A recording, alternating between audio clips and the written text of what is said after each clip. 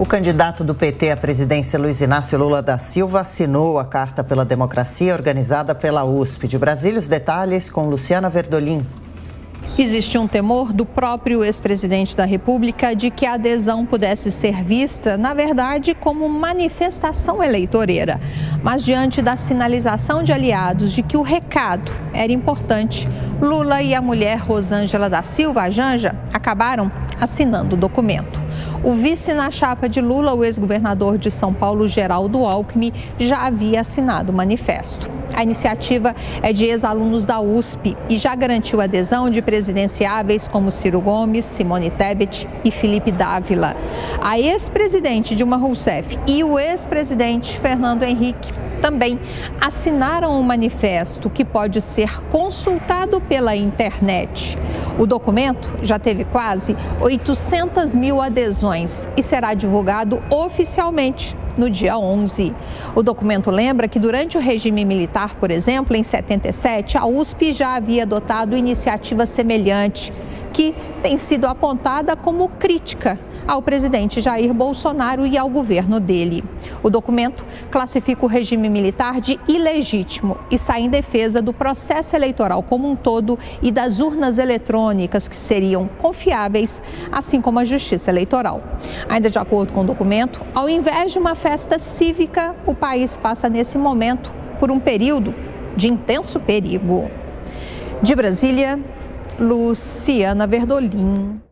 Roberto Mota, esses nomes de famosos nessas cartas, já 8 candidatos à presidência, dão um peso maior ao documento. Aliás, esse documento se tornou símbolo de algo contra o presidente Jair Bolsonaro? Claro, Adriana. Como eu já disse aqui antes, e eu acho que eu vou ter que repetir algumas vezes, porque essa matéria não vai embora, né? Ela surge toda hora. Então, vou repetir de novo. Essa carta é uma carta eleitoral e eleitoreira. Esse é o único objetivo dela. Ela ignora graves violações que aconteceram do Estado de Direito, prisões sem o devido processo legal, criação de crimes sem uma lei anterior que eu defina, advogados que tiveram o acesso aos autos do processo impedido. Isso é uma coisa inédita no Brasil. Nada disso está nesta carta.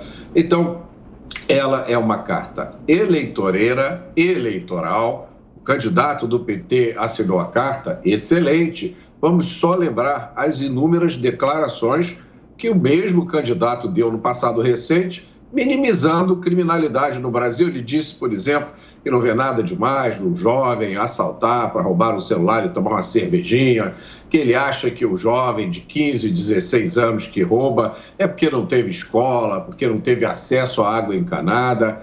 Ele confessou, admitiu que ajudou a libertar os sequestradores de Abílio Diniz. Ele já disse em várias ocasiões que Cuba e Venezuela são modelos a serem seguidos. Ele assinou a Carta pela Democracia. É isso. Isso é tudo que a gente precisa saber sobre essa carta.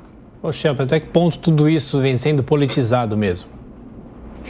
Exatamente. É claro que quando o ex-presidente Lula assina a carta, depois de outros 7 candidatos à presidência também o fizeram, ele está posando de democrata, está aproveitando a oportunidade para fazer esse uso eleitoral, obviamente, uso político dessa Carta pela Democracia, que é uma carta apartidária. É interessante que o presidente Jair Bolsonaro adote a postura contrária a essa carta, porque se ele assinasse a carta, apesar das ausências, apesar das omissões que ela possa conter, ele nivelaria o jogo, ele excluiria a possibilidade de que o acusassem de não ser um democrata, de não estar favorável a essas afirmações, a essas defesas que são feitas na carta, porque elas não são absolutamente exóticas, elas trazem o óbvio, aquilo que todo candidato à presidência, no mínimo, deveria defender. E entre essas coisas está justamente o compromisso de aceitar o resultado eleitoral dentro das regras que foram acordadas, que foram definidas pelo Legislativo. O Legislativo, para lembrar, no ano passado, a Câmara dos Deputados recusou a possibilidade de ter o comprovante impresso do voto eletrônico. O presidente, na época, disse que aceitaria o resultado dessa votação e agora que o jogo já começou, tudo o que resta é aceitar as regras do jogo. Mota pediu a palavra. Existe uma diferença importante em fazer política com convicções e fazer política com o único objetivo de chegar ao poder. Quando tudo que você quer é chegar ao poder, qualquer coisa vale, e aí você pega o trem mais rápido que te leva ao poder. Quando você tem convicções, você insiste em expressar essas convicções, por mais desconfortáveis que essas convicções deixam as outras pessoas, o seu caminho é claro. Essa é a diferença entre narrativa e política por convicção.